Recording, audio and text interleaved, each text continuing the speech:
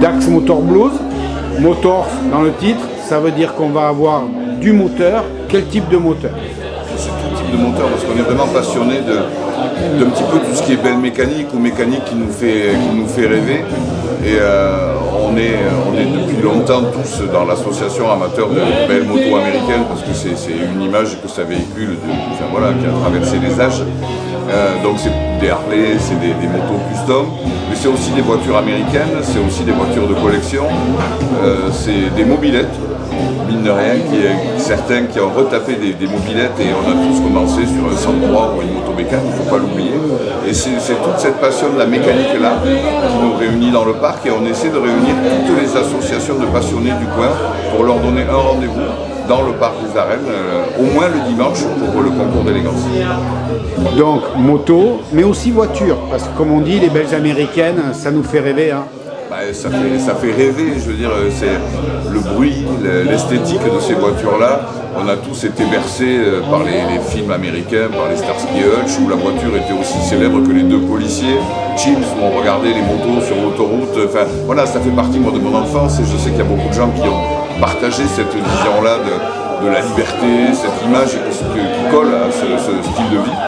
Et je pense que ça fait partie du mythe aujourd'hui qui colle aux belles américaines, qu'elles soient à 4 ou à 2 roues. Alors sur le parc, comment ça va se disposer? On va pouvoir voir comment vous avez prévu ça. Alors quand dès qu'on va rentrer dans le parc, on va pouvoir voir l'expo de toutes les motos qui vont être le long de la Dour. Elles vont être en plein soleil, donc les chromes vont rutiler pendant tout le week-end.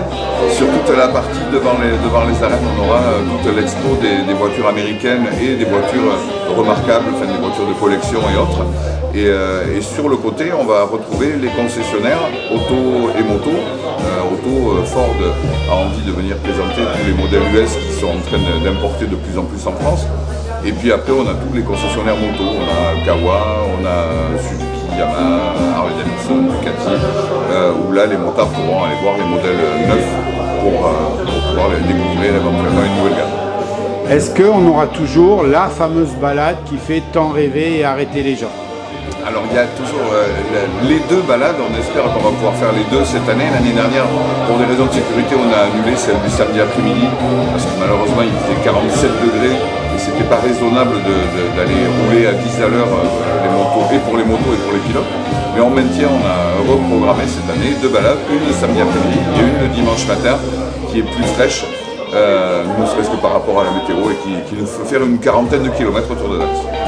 Quand il rentre la balade, vous avez décidé cette année de faire un concours d'élégance. Expliquez-moi. Alors, le concours d'élégance, c'est quelque chose qu'on avait envie de faire depuis qu'on parle du projet 2023.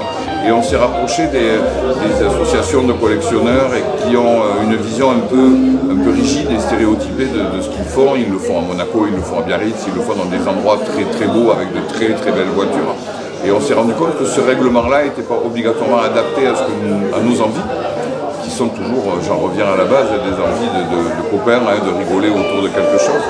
Et ce côté trop rigide ne nous correspondait pas, donc on a écrit, et il n'est pas tout à fait fini, parce qu'il y a encore des points de règlement qu'on est en train de débattre entre nous autour d'un verre, pour pouvoir permettre aux propriétaires de voitures ou de motos de venir présenter leur véhicule. Alors la condition, ça va être d'être habillé ou déguisé en rapport à l'époque ou au véhicule qui est présenté, et on va donner des points pour pouvoir remettre des trophées aux gagnants à la fin de ce dimanche de fête.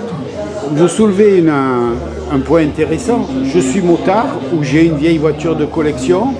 Je peux venir au festival comme ça, j'arrive avec ma moto, ma voiture. Comment ça se passe finalement? Il n'y a pas l'obligation de faire partie d'un groupe ou d'un club, c'est vraiment ouvert à tous.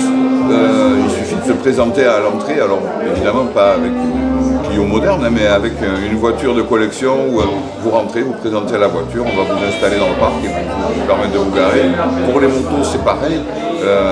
Pour la petite histoire, un jour j'ai trouvé un motard d'une quarantaine d'années en train de galérer pour garer sa moto et je lui ai dit de la rentrer dans le parc. Il me dit mais c'est qu'un 125, je lui ai dit on s'en fout complètement. Que ce soit un 125 ou autre chose, on a tous plaisir à rouler en moto et c'est ce plaisir-là qu'on partage plus que la cylindrée vraiment de la moto. Tout ça, pour les gens qui veulent venir voir tout ça, c'est 5 € la journée.